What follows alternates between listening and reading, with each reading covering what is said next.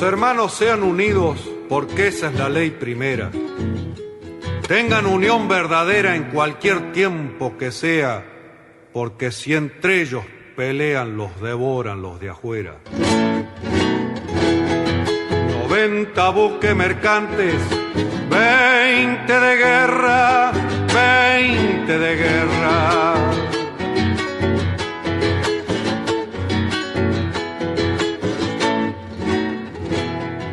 Vienen pechando arriba las aguas nuestras, las aguas nuestras.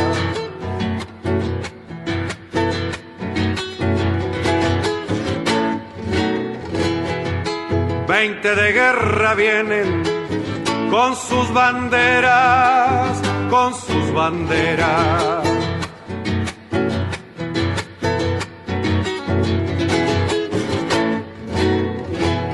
La pucha con los ingleses, ¿quién los pudiera? ¿Quién los pudiera? Que lo tiro a los gringos, Unigran 7, navegar tantos mares, venirse al cohete, que digo venirse al cohete. Buenas tardes, queridos oyentes.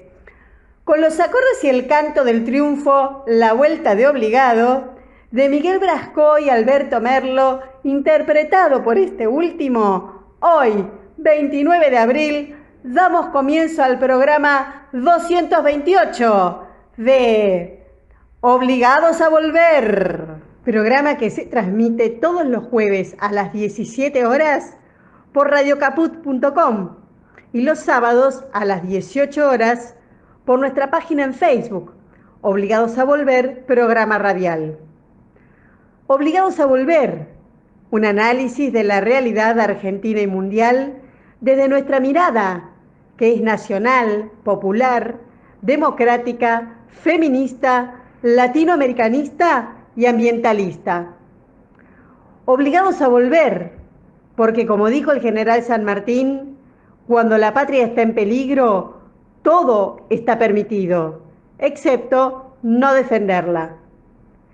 Obligados a volver, porque un día de octubre de 2016, un grupo de veteranos activistas del movimiento nacional sintieron la necesidad de sumarse a la resistencia contra el régimen neoliberal macrista y decidieron volver a la militancia activa fundando este programa. Comité de dirección: Norberto Raful, Edgardo Margiota, María Graciela Zavala y quien les habla, Marina Martínez. En la operación técnica, Martín Loza. A continuación, Norberto nos comentará, como suele hacerlo, el temario de nuestro programa de hoy.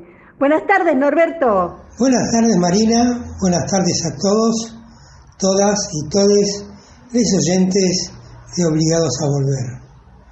Temario del programa número 228, que como es habitual, lo organizamos en dos bloques.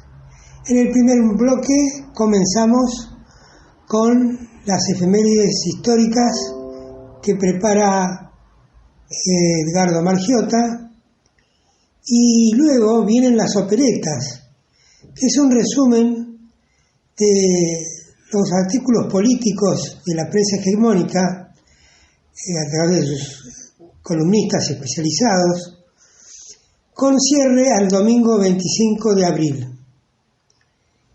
A continuación, ya arranca la política nacional con Carlos Olubica, y con eso cubrimos lo que llamamos el primer bloque del programa, pasando después al segundo, en el cual comienza Jorge Mancinelli con su informe económico. Le sigue en la columna de Cava que tiene Irene Ring y que se va a referir al tema de la presencialidad en la educación y el contagio del coronavirus. Para cerrar el programa, para cerrar el bloque, con la palabra de Jorge Rachid, en una entrevista que le hicieron justo el domingo 25 de abril en Radio 10, y que expresa en su condición de ser médico sanitarista y militante político, desnudando la maniobra de Horacio Larreta. Cerramos el programa con un tema musical de Argentino Luna, que viene muy a cuento de la realidad de estos días, y se llama Ay Patria Mía. Bien, dicho esto, ¿qué te parece, Edgardo, si arrancás con las efemérides? Conocer el pasado para iluminar el presente y construir el futuro. Efemérides correspondientes a la semana que se inicia. 29 de abril de 2011, rumbo a las elecciones presidenciales de octubre, los trabajadores festejan el 1 de mayo, su día, con un multitudinario acto en la avenida 9 de Julio. Hugo Moyano fue el orador principal. Allí dejó claro el apoyo del movimiento obrero al gobierno nacional.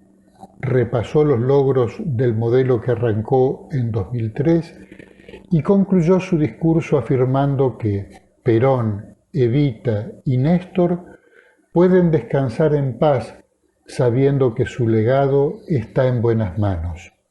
Su discurso constituía un explícito pedido para que Cristina se presentase a la reelección.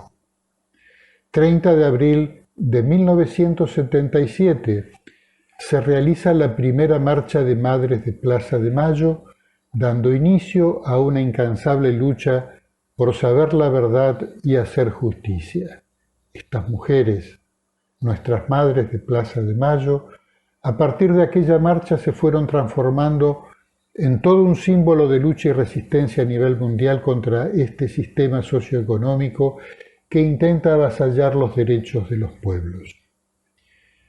1 de mayo, Día Internacional de los Trabajadores, fecha conmemorativa de las luchas y reivindicaciones sociales y laborales del movimiento obrero y de homenaje a los mártires de Chicago que fueron ejecutados en los Estados Unidos por participar en las jornadas de lucha por la consecución de la jornada laboral de 8 horas que tuvieron su origen en la huelga iniciada el 1 de mayo de 1886. 1 de mayo de 1968, la CGT de los argentinos da a conocer el llamado programa del 1 de mayo en un mensaje a los trabajadores y al pueblo argentino. 2 de mayo de 1982, un submarino británico hunde el crucero General Belgrano, fuera del área de exclusión declarada por Gran Bretaña. Obligados a volver, homenajea a las víctimas y a todos los combatientes de Malvinas. 3 de mayo de 2019, muere a los 71 años Juan Carlos Dante Gullo, referente histórico de la JP a fines de los 60 y los 70. En 1975, en plena vigencia del estado de sitio decretado por el Ejecutivo, Gullo resultó encarcelado y permaneció en condición de preso político hasta 1983. Mientras estaba en prisión durante la última dictadura militar, su madre y su hermano menor fueron secuestrados y permanecieron desaparecidos. En 2007 fue electo diputado nacional y en 2011 legislador de la Ciudad de Buenos Aires, donde se desempeñó como vicepresidente primero. 4 de mayo de 2010, Néstor Kirchner asume como secretario general de la Unión de Naciones Sudamericanas, UNASUR, integrada por Bolivia, Perú, Colombia, Ecuador, Argentina, Uruguay, Brasil, Paraguay, Venezuela, Chile, Guyana y Surinam. Continuando ahora con nuestro programa, vamos a escuchar un repaso a los comentarios políticos de la prensa hegemónica, las operetas al 25 de abril que prepara Comuna. comunicadores de la Argentina. La prensa opositora consagra a su candidato. El enfrentamiento político directo con el gobierno nacional, la sorprendente apropiación de la bandera de la educación y la bravuconada de no acatar un fallo judicial adverso le dieron por fin a Horacio Rodríguez Larreta el reconocimiento de los medios opositores como candidato en 2023. En este dispositivo editorial, la contrafigura sigue siendo Kicillof, que presiona no por el drama del récord de enfermos y muertos, sino por orden de ella. El raro caso de un brote estatista en la nación. El soporte noticioso y de opinión al jefe de gobierno porteño es muy caudaloso. Comprende títulos exultantes como el principal de Clarín del martes. La Corte frenó un intento del gobierno para anular la vuelta a las clases, cuando en verdad los Supremos no se pronunciaron sobre la cuestión de fondo, sino que se declararon competentes en el litigio. También incluye el relato según el cual el presidente Alberto Fernández no ejerce el cargo, una afirmación ya estampada semanas atrás y reactualizada con títulos como La semana en que Kicillof fue presidente, en La Nación.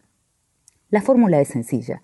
Como en cualquier país del mundo, la adopción de restricciones a la circulación y actividades de cualquier clase no es noticia agradable para la población, de modo que en estos medios es enrostrada automáticamente al gobernador Kicillof y por transición a Cristina Kirchner. El deseo incontenible de un golpe político letal para el Frente de Todos llevó casi al delirio algunos discursos editoriales. González, en Clarín, creó la revolución de las escuelas, que agigantó a Larreta y descolocó al presidente. Así, desemboca en una crisis equivalente a la resolución 125 el conflicto sobre las retenciones que causó una gran derrota política al gobierno de la hoy vicepresidenta. El dispositivo hizo que también Luciana Vázquez, en La Nación, trazara el mismo paralelo con la 125, además de reivindicar a un nuevo actor, los padres de clase media y alta que se oponen al gobierno nacional con capital cultural y datos y evidencia científica.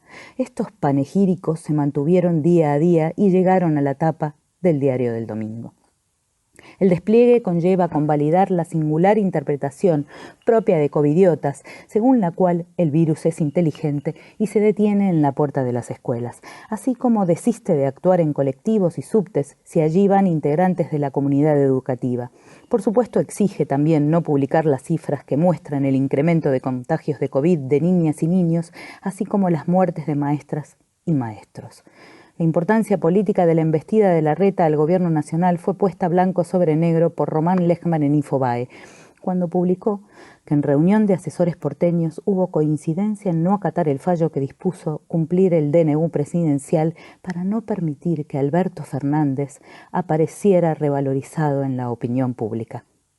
El jefe de redacción de Clarín, Kirschbaum, que el domingo 18 le explicó en público a Larreta que debe seguir así, chocando con el Frente de Todos y complaciendo a los ultras de su sector, Bullrich, Macri, Cornejo, aunque sin mimetizarse con ellos, se congratula el domingo 25 porque el precandidato suma votos y tal vez pronto tenga para su cosecha una alianza con Randazzo, a quien ve como una figura capaz de quitarle votos al peronismo en la provincia de Buenos Aires. Larreta tiene la centralidad en la oposición, agrega, y mucho más con la compañía de María Eugenia Vidal, la exgobernadora que para estos fines fue ascendida este domingo a posiciones muy visibles de Clarín, Infobae y La Nación. Por supuesto, el anuncio de la fabricación de la Sputnik V en la Argentina es una pésima noticia para esta comunión de fuerzas opositoras y por eso lo manipulan y a gran velocidad empiezan a diseminar el virus de la sospecha. Por eso al empresario Figueira se le atribuyen relaciones fluidas con el peronismo y amigos K. Carlos Pañi, en La Nación, es uno de los columnistas que asumió este trabajo sucio y fue secundado el viernes por Laura Di Marco, quien no se limitó a la siembra de desconfianza. Los puntos oscuros de la vacuna rusa. También ella habla del empresario muy vinculado al peronismo, lo que en parte atribuye machiruleada mediante a su mujer María Laura Leguizamón. Pero esto no es lo más llamativo. La redactora se detiene en que el Estado apoyará a Richmond primero para procesar y fraccionar el componente de la Sputnik V, que será importado en la etapa inicial y luego será fabricado en una planta que será construida para ese fin. muy sagaz, agrega que si se da ese apoyo significa que habrá recursos de todos los argentinos, lo cual le lleva a preguntar por qué, entonces, la vacuna no es fabricada directamente por laboratorios estatales en lugar de privados. Ya se ve, en campaña, el afán desesperado de hacer oposición al gobierno la lleva a contradecir la doctrina defendida por su diario desde su fundación en 1870. La organización noticiosa y de análisis para apuntalar al precandidato Larreta impuso otras obligaciones, como focalizar la saturación del sistema sanitario en el Gran Buenos Aires antes que en Ciudad y encontrar que las ferias comerciales al aire libre en el conurbano son mucho más peligrosas que las escuelas porteñas, aunque no tengan ventilación. También forzó la censura rotunda a la noticia de la gravísima irresponsabilidad del precandidato que, para las habituales fotos de campaña, se metió en un jardín de infantes y rompió una burbuja junto con la ministra de Contagiación, Acuña, pisoteando los protocolos de prevención que prohíben terminantemente a madres y padres entrar a un aula. Aunque la metralla mediática no descansa con el eslogan sobre la presión de Kicillof, aparecieron algunos llamados de atención, ciertamente aislados, intentando hacer entender también a Larreta que el colapso sanitario toca a su puerta. Jacqueline escribió el viernes unas líneas en las que critica por igual al Frente de Todos y a la oposición. Se ubica casi en un punto equidistante, algo muy infrecuente en estos medios, y advierte que la gravedad de la situación amenaza a todos por igual. Como es natural, la pandemia lleva a planes secundarios otros temas, aunque no faltan esfuerzos para mantener alto la defensa de intereses corporativos. Una vez más, Clarín coquetea con una devaluación que Fernández Canedo pronosticó como postelectoral.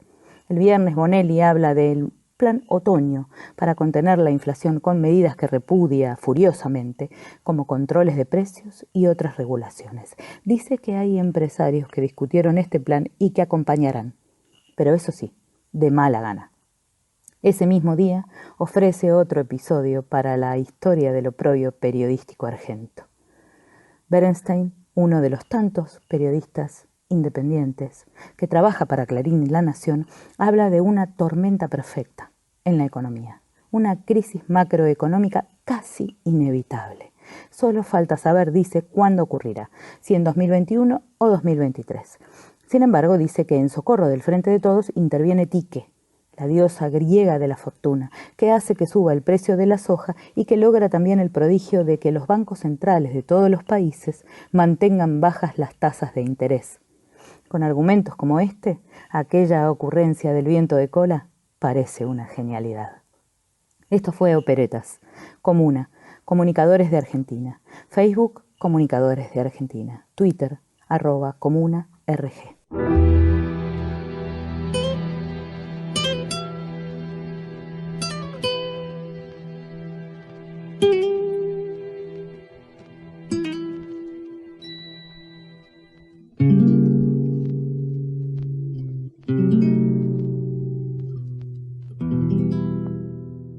Hola a todas y a todos. Soy Carlos Solubica y voy a hablar de la política nacional. En el momento de realizar esta grabación es el martes 27 de abril al mediodía. Hoy voy a hablar de la rebeldía del gobierno de la ciudad de Buenos Aires frente a la decisión del gobierno nacional de aumentar las restricciones a ciertas actividades para contener la acelerada propagación del coronavirus, con epicentro en el área metropolitana de Buenos Aires, el AMBA. En realidad, Rodríguez Larreta ni siquiera estuvo de acuerdo con las medidas tomadas el 9 de abril, especialmente en lo referido a la circulación nocturna, que de hecho nunca se molestó siquiera en controlar. Pero su rebelión más abierta fue a partir de lo resuelto por Alberto Fernández la semana siguiente, que además de ampliar el horario de veda para la circulación nocturna, dispuso para el AMBA la suspensión por 15 días, hasta el 30 de abril, de las clases presenciales en todos los niveles de la educación. La presencialidad en las escuelas fue la bandera elegida por el jefe de gobierno de la ciudad para plantarse como un remedo de caudillo conservador provincial, ante el Poder Ejecutivo Nacional. Acudió a la Corte Suprema de Justicia de la Nación por la supuesta vulneración de la autonomía porteña, pero los tiempos del máximo tribunal no le dieron la respuesta rápida que buscaba para sostener propagandísticamente su desacato al decreto de necesidad y urgencia presidencial. Entonces pergeñó una jugarreta típica del macrismo: buscar jueces amigos para que le dieran la razón. No le importó que fueran magistrados con competencia exclusiva en la ciudad de Buenos Aires, sin autoridad para resolver una cuestión federal, y en un trámite exprés de fin de semana consiguió un fallo a medida de su desobediencia. Luego tampoco le importó que un juez federal fulminara el fallo ilegal de los jueces locales, y siguió adelante con su cruzada a favor de las clases presenciales, en el marco de un aumento explosivo de los casos de coronavirus y de las muertes por la pandemia.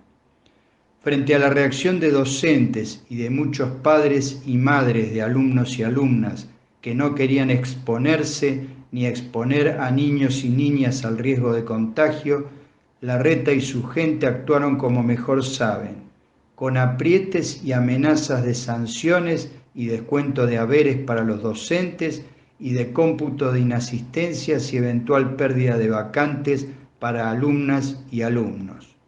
Llegaron a tratar de armar verdaderas listas negras de los padres y madres, entre comillas, desobedientes. Es que saben mucho de represión y poco de educación, y son respetuosos, entre comillas, de la justicia solo cuando hace lo que ellos quieren. Pretendieron instalar el reino del revés, los desobedientes de la justicia colocando en el papel de insubordinados a los que quisieron acatar el DNU presidencial. Pero la presunta preocupación por la educación es solo una excusa para oponerse al gobierno nacional y recuperar espacio en la interna del macrismo. Si realmente le importara la educación, no hubiera permitido que en 13 años de gobierno PRO en la ciudad el presupuesto educativo perdiera 10 puntos de participación en el presupuesto total del distrito. Lo que está jugando Larreta, prematura e irresponsablemente, es su futura candidatura presidencial. Piensa que con este endurecimiento de su postura les resta margen de maniobra a sus competidores internos como Macri y Bullrich. Parece no darse cuenta de que el resultado es exactamente el contrario. Los exponentes de la llamada ala dura de Juntos por el Cambio le impusieron sus demandas de ruptura con el gobierno nacional y de ejercicio de una oposición salvaje. El problema para Larreta es que él gobierna un distrito y los otros no tienen ninguna responsabilidad de gestión. Dicho de otra manera, si la situación se desmadra por completo en la ciudad de Buenos Aires, esto es, si termina de colapsar el sistema de salud que ya está saturado, Macri y Bullrich se lavarán las manos y dejarán que el jefe de gobierno pague todos los costos políticos del desastre. Pero el problema no es solo para Larreta, porque el descontrol en la ciudad termina irradiando hacia el conurbano primero y luego a todo el país, como ya ocurrió el año pasado, claro que con una intensidad menor a la de este verdadero tsunami. Ya está ocurriendo que los porteños que necesitan una cama de terapia intensiva no la encuentran en su distrito y terminan internados en un hospital, clínica o sanatorio de la provincia de Buenos Aires. Por algo el viernes pasado estuvieron reunidos por casi 3 horas Alberto Fernández y Axel Kicillof en Casa Rosada, analizando alternativas para dar contención al desborde que se está produciendo en la ciudad de Buenos Aires. Porque la General Paz, como se ha dicho hasta el cansancio, no es una frontera, sino un lugar de paso entre los dos distritos. La irresponsabilidad de Larreta, jugando a ser candidato en medio del violento recrudecimiento de la pandemia, complica la vida de todas y todos los argentinos. Su incumplimiento de las medidas de prevención boicotea todo lo que tratan de hacer el gobierno nacional y el de la provincia de Buenos Aires. Porque no solo desacata la suspensión de las clases presenciales, lo cual facilita los contagios en la comunidad educativa y las familias y sobrecarga el uso del transporte público de pasajeros, sino que tampoco controla las restricciones en el funcionamiento de bares y restaurantes, donde se ven a diario mesas ocupadas en el interior de los locales, cero respeto a los correspondientes aforos y a los horarios de cierre, además de no ejercer ningún control sobre la circulación nocturna.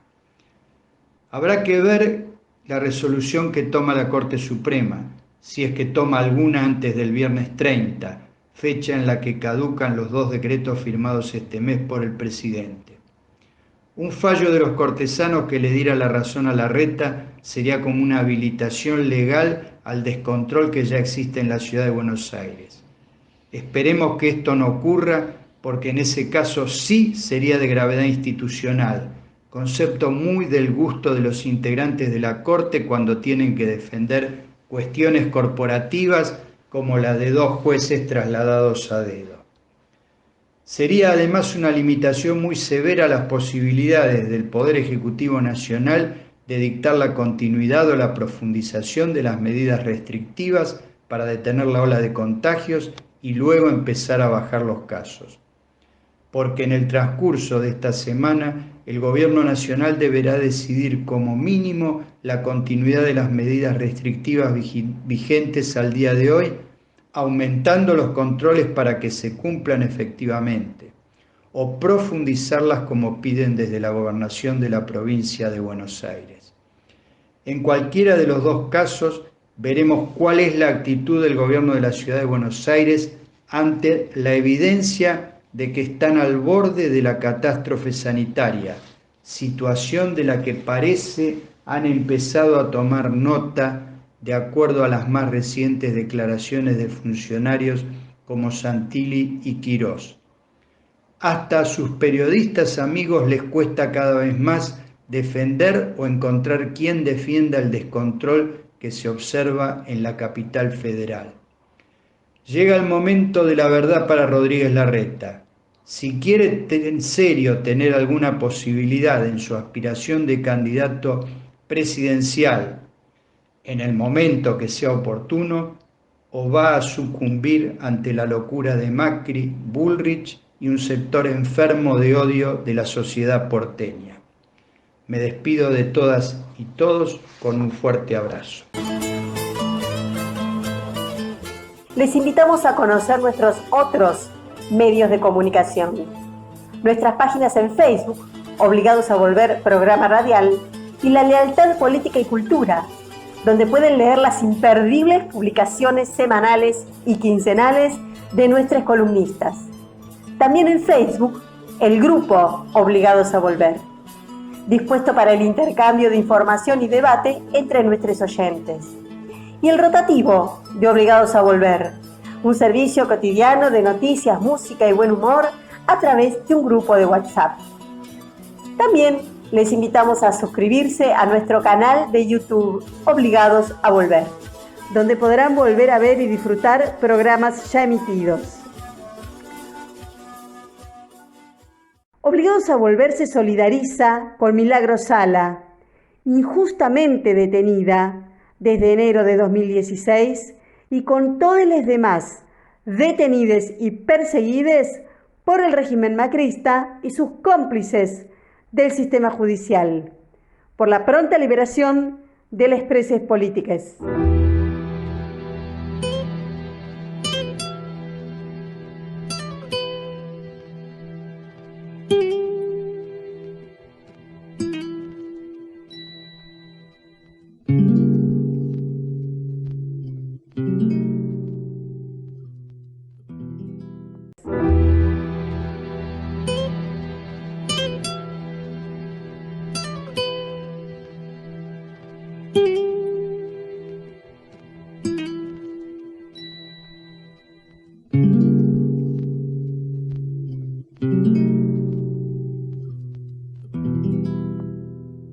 El colapso bursátil en los Estados Unidos de 1929 impactó en los mercados que ya estaban interconectados y puso en evidencia la necesidad de organizar un nuevo sistema monetario. Con aquella crisis, la libra esterlina consolidó el ocaso de su existencia como moneda mundial, al mismo tiempo que su respaldo, el patrón oro, puso en evidencia que no podía seguir sosteniéndola. La crisis mundial creó quebrantos, desocupación y deudas incobrables. Fue durante esa crisis que Keynes trabajó en la cuestión monetaria, produciendo un célebre tratado sobre la materia. Leyó los hechos y trató de ordenar sus manifestaciones monetarias, diferenciando lo que él denominó dinero propiamente dicho o dinero emitido por el Estado del dinero bancario, que era, escribió, simplemente el reconocimiento de una deuda, función que le permitía sustituir el dinero propiamente dicho para liquidar transacciones. Desde aquel tratado sobre el dinero de Keynes a la actualidad han transcurrido 91 años. Muchos fueron los cambios y adaptaciones que hizo el propio Keynes sobre su trabajo y muchas las transformaciones en el funcionamiento de la economía. Pero quedó como descripción válida y actual la diferenciación entre dinero emitido por el Estado y dinero bancario que tiene por función ser una deuda que permita liquidar transacciones. El mercado de futuros es un ejemplo y las aseguradores que intervienen en esos mercados también son ejemplos de dinero bancario. La suma de ambas deudas, las que son en dinero de los estados y las que se corresponden con dinero bancario, alcanzó en 2019 $255 billones y en 2020 superó 322% el Producto Bruto Anual del planeta. Esa es la manifestación de la mayor crisis económica mundial que haya tenido la humanidad. Una de las consecuencias de esa crisis es la desarticulación de los estados nacionales, comenzando por el principal emisor de dinero, que es Estados Unidos. El crecimiento de la crisis alimenta y produce expulsión de trabajadores, expansión de pobreza y población obligada a vivir en condiciones cada vez peores, empujada a la migración por el dinero concentrado que la origina y penaliza. El ascenso social, el derecho a la alimentación, la salud, la educación, la vivienda, el derecho a la vida, ha sido puesto en cuestión por la concentración de riqueza que produce y se alimenta de la crisis. En ese estadio nos encontramos y en él registramos que se necesitan estados nacionales y organizaciones regionales que los integren. Haciendo una introspección de nuestra situación nacional, constatamos que a pesar de todos los contratiempos y embestidas, la Argentina, a través de su gobierno nacional, mantiene el rumbo de la justicia social. Lo comprobamos en la política ejercida frente a la segunda ola de COVID-19. El Observatorio de Políticas Públicas de la Universidad de Avellaneda, en su último informe sobre la pandemia, detalla las características e impacto de los principales programas contracíclicos con foco en el refuerzo de la asignación universal por hijo. En esa línea nos informa que para morigerar los efectos en la economía, el Gobierno Nacional definió una ayuda de 15.000 pesos a beneficiarios y beneficiarias de la AUH y a adherentes de categorías más bajas del monotributo. Esa decisión pone en acto políticas de transferencias directas de ingresos para cuidar a las familias más vulnerables y hace visible, por contraste, la situación real de la ciudad de Buenos Aires. Respecto de la situación sanitaria, el Observatorio de Políticas Públicas de la Universidad de Avellaneda observa en Cava una caída del 10,9% de la inversión en salud en el periodo 2013-2020, al tiempo que los 31 hospitales que dependen de la jurisdicción sufrieron un ajuste durante el año pasado.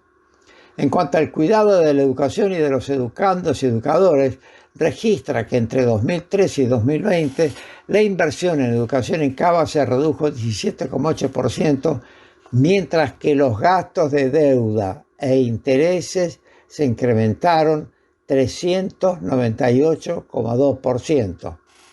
En una representación gráfica que ilustra el registro, informa que el presupuesto en salud entre 2020 y 2019 aumentó en la ciudad de Buenos Aires 52,6%, mientras que en la nación creció 98%.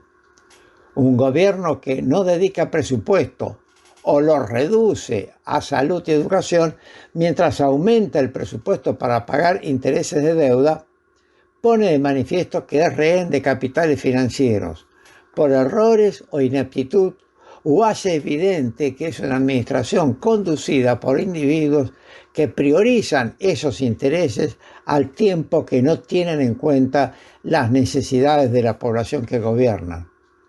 El Observatorio de Políticas Públicas de la Universidad de Avellaneda, en su informe, nos confirma qué rumbo sigue el gobierno de la ciudad de Buenos Aires, y lo hace en un gráfico elocuente.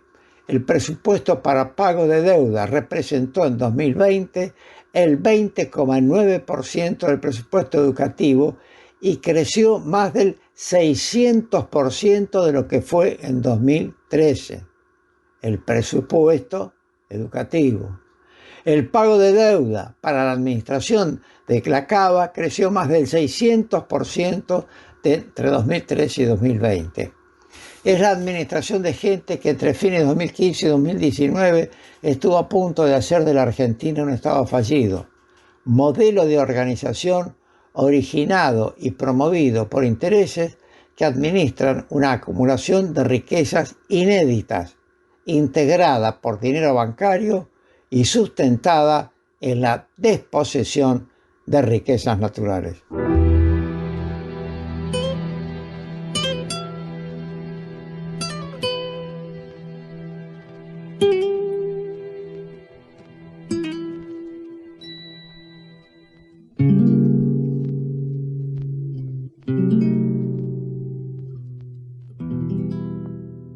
Buenas tardes, compañeras y compañeros de Obligados a Volver. Soy Irene Ring. Hoy vamos a abordar la cuestión de los contagios y la presencialidad.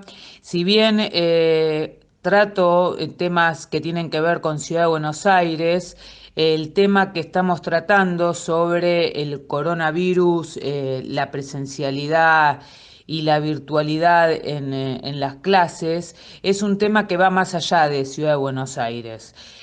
Cuando el presidente de la Nación dispuso un decreto de necesidad y urgencia para por fin cuidarnos en lo que hace a lo alto nivel de circulación del virus, como para poner un tope, y en eso por fin, digo nuevamente, incluyó la suspensión de las clases. El gobernador de la ciudad, Rodríguez Larreta, decidió desconocer de distintas maneras un fallo que realmente hay que respetar, no solo porque lo dispone el presidente, sino por lo que implica. Pero bueno, él decidió apelar a la justicia, entre comillas, seguir su campaña mediática junto con Acuña, junto con Laura Alonso, diciendo que hay que seguir la presencialidad, que los chicos contagian poco, que los chicos no contagian.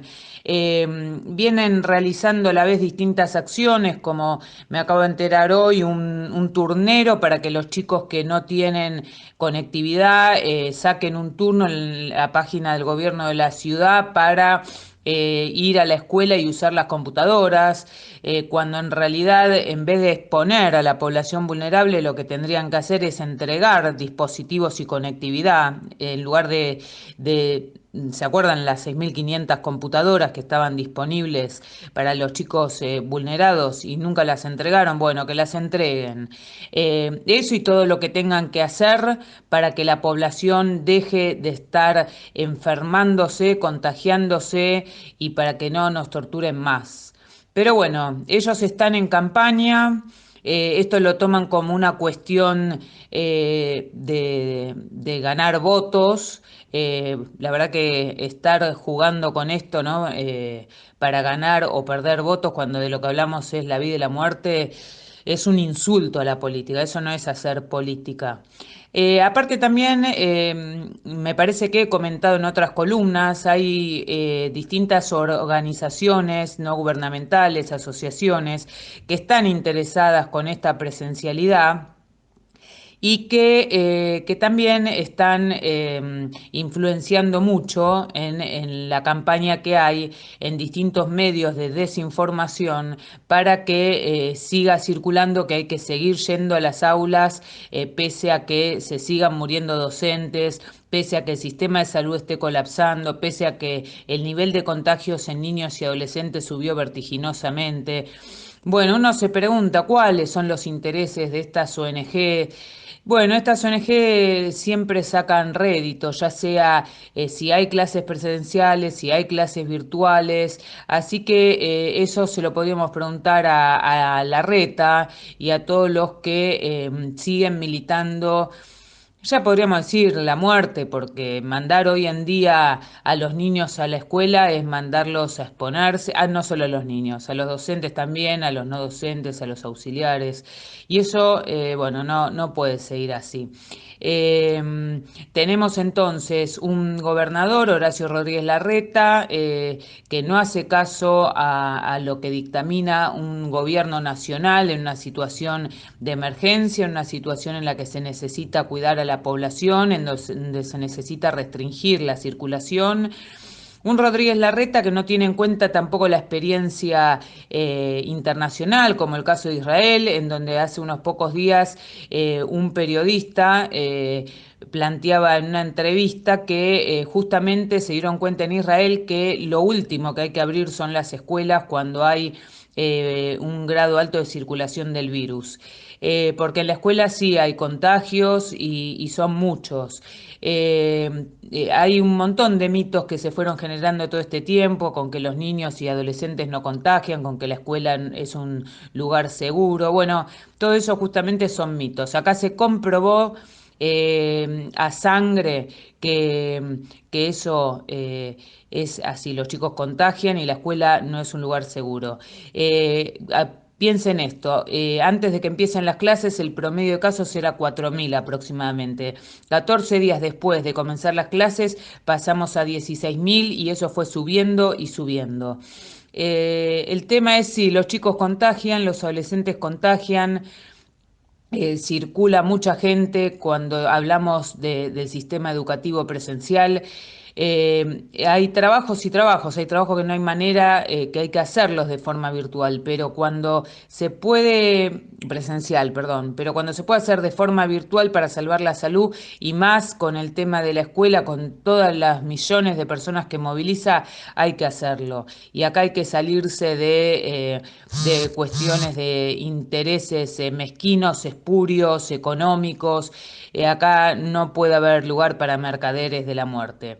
Y en relación a esto, bueno, es importante considerar que, bueno, Alberto Fernández tomó esta medida del DNU, ¿no? Con respecto a las clases, pero tenemos un ministro de Educación de Nación Trota que lamentablemente adhiere en muchas cuestiones a la forma en que se maneja Acuña y Larreta. Puigros renunció hace un tiempo por cuestiones internas, justamente, de formas de ver muy distintas las cosas, ¿no? Hay una forma que tiene más que ver con la educación ligada a la tercerización.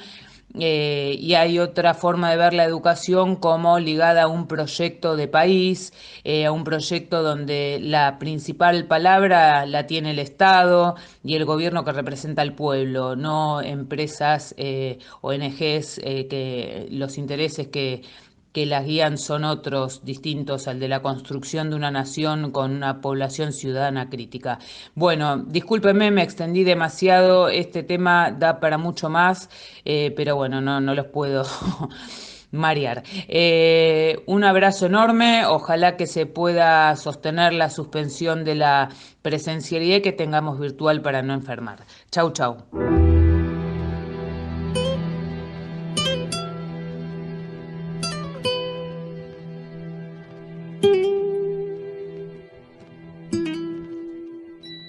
Fijamente por la cantidad, este crecimiento tan abrupto de casos que está viendo, que no para, ¿qué aconseja usted que debería suceder?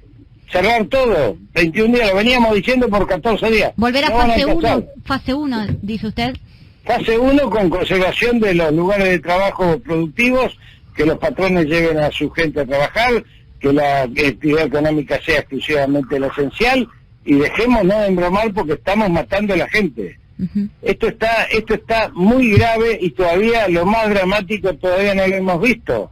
Entonces cuando yo hoy veo en la ciudad de Buenos Aires que está todo el mundo dilapidando su vida, pienso en los casi 550 muertos que tenemos en los trabajadores de la salud, entre enfermeras, camilleros, trabajadores y todo aquello que tiene que ver con los administrativos, médicos, y la verdad es que digo, estamos viviendo en un mundo irreal, no sabemos lo que está pasando en el mundo, no informamos, no sabemos que está la región incendiada, que Chile está incendiado con 17 millones de chilenos bajo toque de queda, que Bolivia y Paraguay están tratando de entrar a la Argentina para ver si se pueden vacunar, porque ni siquiera tienen vacunas, y Brasil tiene colapso de los cementerios, yo nada de los sanatorios, y Uruguay no sabe hasta cuándo va a poder abrir la presencialidad, y acá pareciera que estamos viviendo en un mundo mágico. No puede ser, la verdad es que nosotros creemos que tenemos que no solamente tomar medidas, sino que tienen que ser medidas muy drásticas, que no son restrictivas,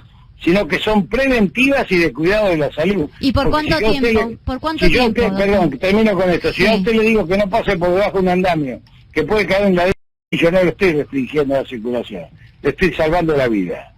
Claro, exactamente. Ahora, doctor Rashid, diga una cosa, ¿por qué cree usted que se llegó a este punto, digamos? ¿Por qué esta cosa de no solamente, digamos, tomar una medida en contraria, sino además sostener una cosa que usted, por lo que está planteando epidemiológicamente, es casi un asesinato? Digamos, porque si en realidad uno dice que el único lugar seguro es la escuela, y que la escuela no contagia, y le hace repetir a un montón de gente, bueno, un montón de gente está repitiendo esto mismo que le dice Quirós y Larreta, la escuela no contagia. Ahí tiene varias explicaciones. La primera de ellas, mire, nosotros estábamos dispuestos como médicos, como sanitaristas, también como militantes políticos, a enfrentar las dos crisis sanitarias que se nos venían encima. La primera, reconstruir un país arrasado en lo sanitario, destruido, denigrado con la epidemia del dengue y del sarampión, con 4 millones de vacunas vencidas, sin hospitales, y tuvimos que hacerlo todo en tiempo récord porque sabíamos que se nos venía la pandemia. La segunda, enfrentar la pandemia con una estrategia de modificar el impacto y aplanar la curva, que dio resultado porque el año pasado todas personas, claro, resultado relativo porque cuando hay muertos nadie puede festejar, ¿no es cierto? Pero todo argentino que se enfermó tuvo asistencia médica y farmacéutica, igual que no hubo saqueos porque hubo instrumentos económicos que permitieron controlar la situación. Pero siempre los sanitarios no sabíamos que teníamos que enfrentar una tercera guerra, que era el fuego de los opositores políticos que pasaron de categoría a ser enemigos de la patria y del pueblo, no de nosotros.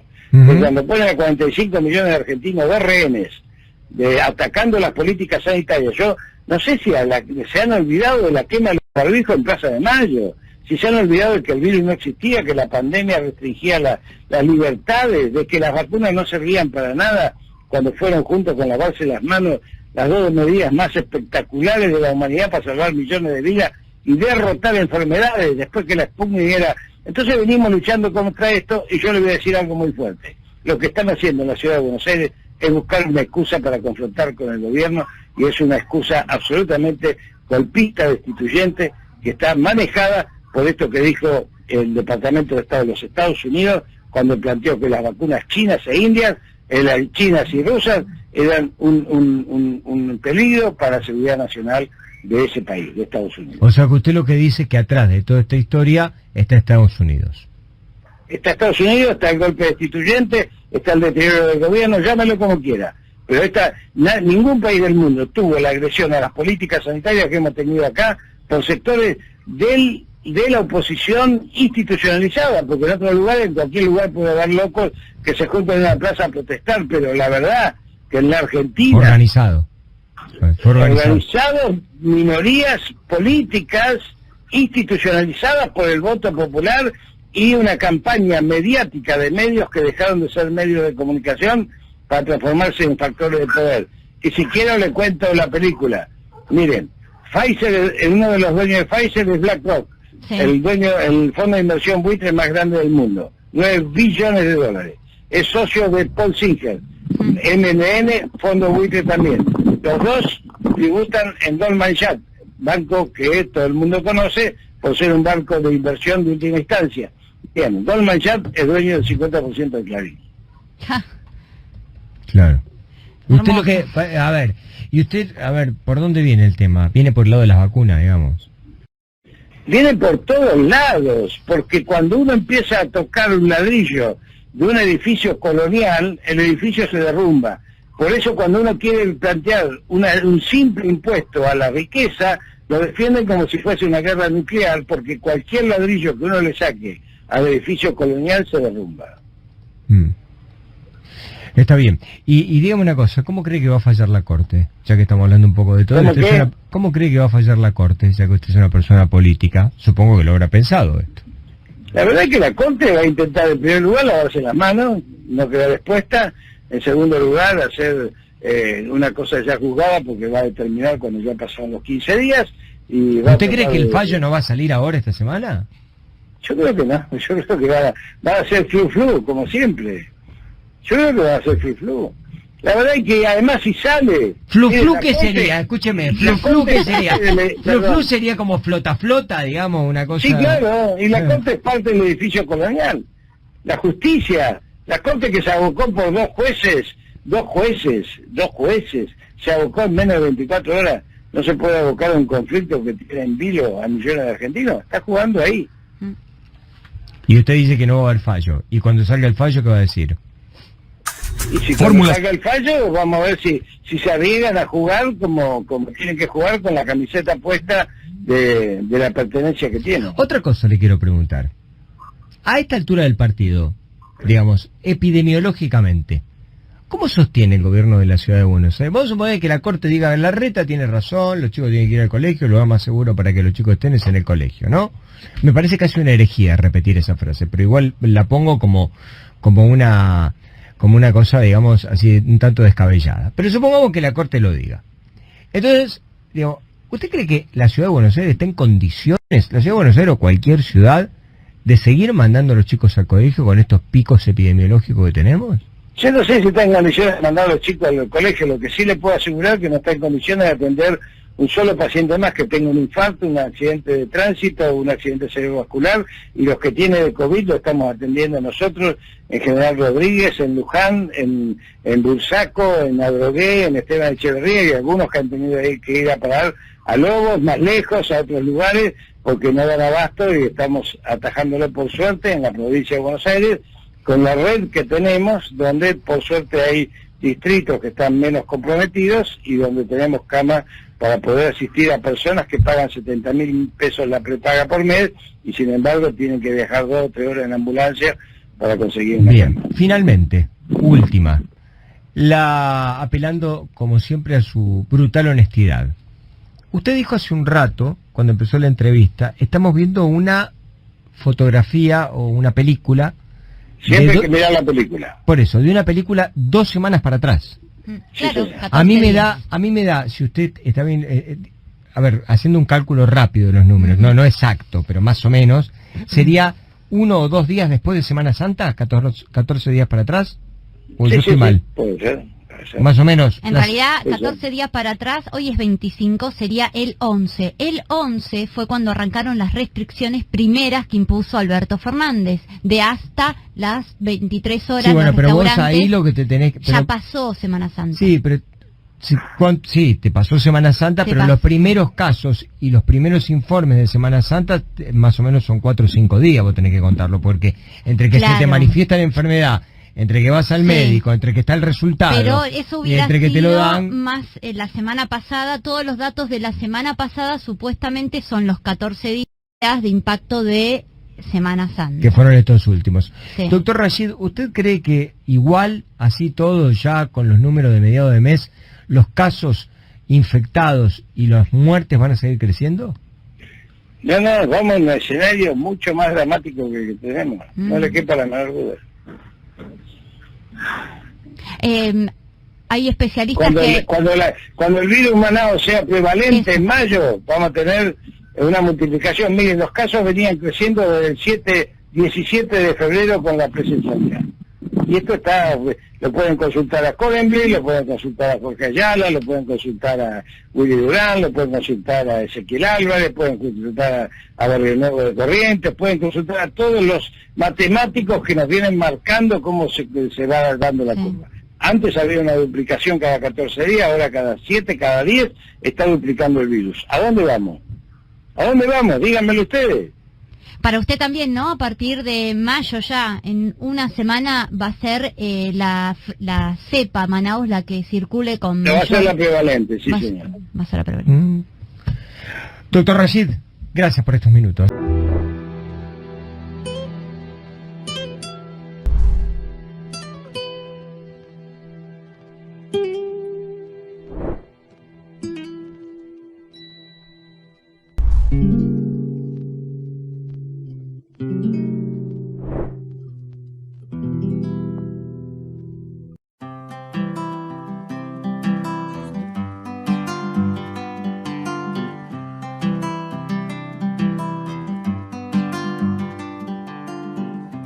Ay, patria mía, cómo te cuesta sacarle el traje a tu pobrerío. Todos sabemos que el pueblo es pobre, todos sabemos que el suelo es rico.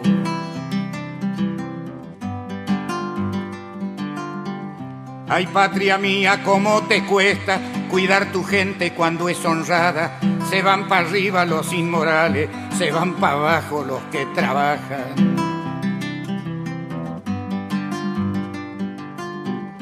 Ay, patria mía, tanta pobreza en esta tierra es un disparate, pero está todo premeditado para no encontrarle el agujero al mate.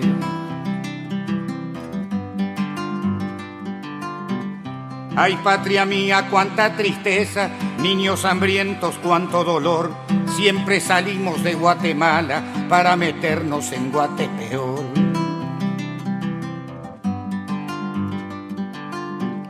Ay, patria mía, qué maleficio nos han metido pa' tanto mal. Según me han dicho, vamos pa'l fondo, el monetario internacional.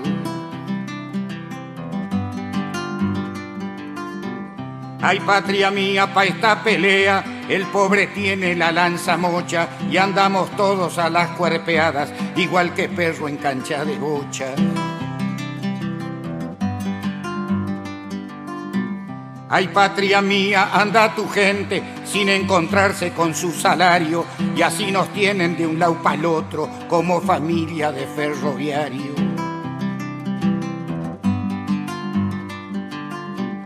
Ay, patria mía, cuánta promesa, después del voto viene el olvido y así nos hacen temblar la pera igual que chicos recién nacidos.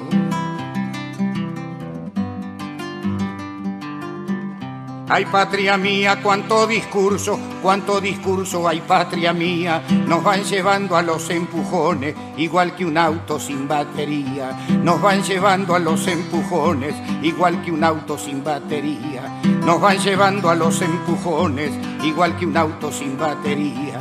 Nos van llevando a los empujones, igual que un auto sin batería. Nos van llevando a los empujones, igual que un auto sin batería.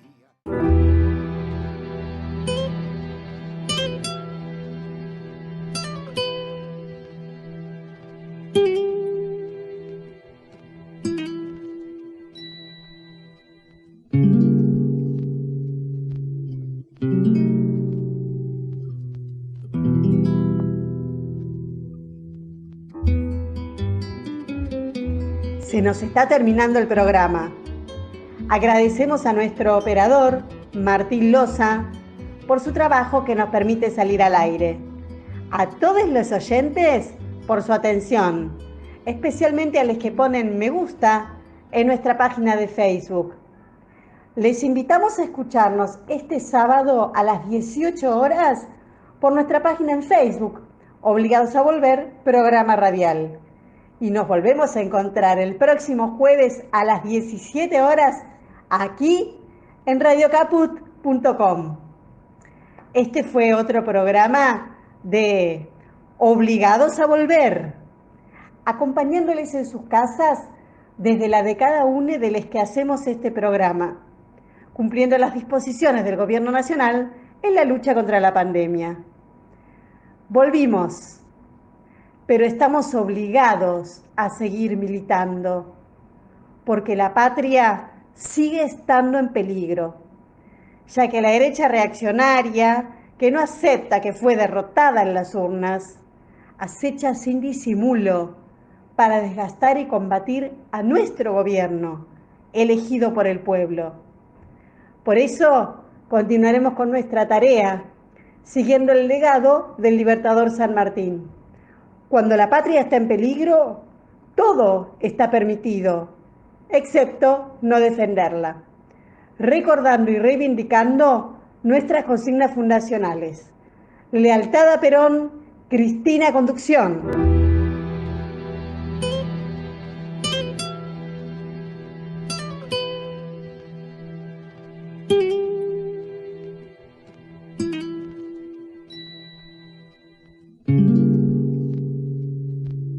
Thank you.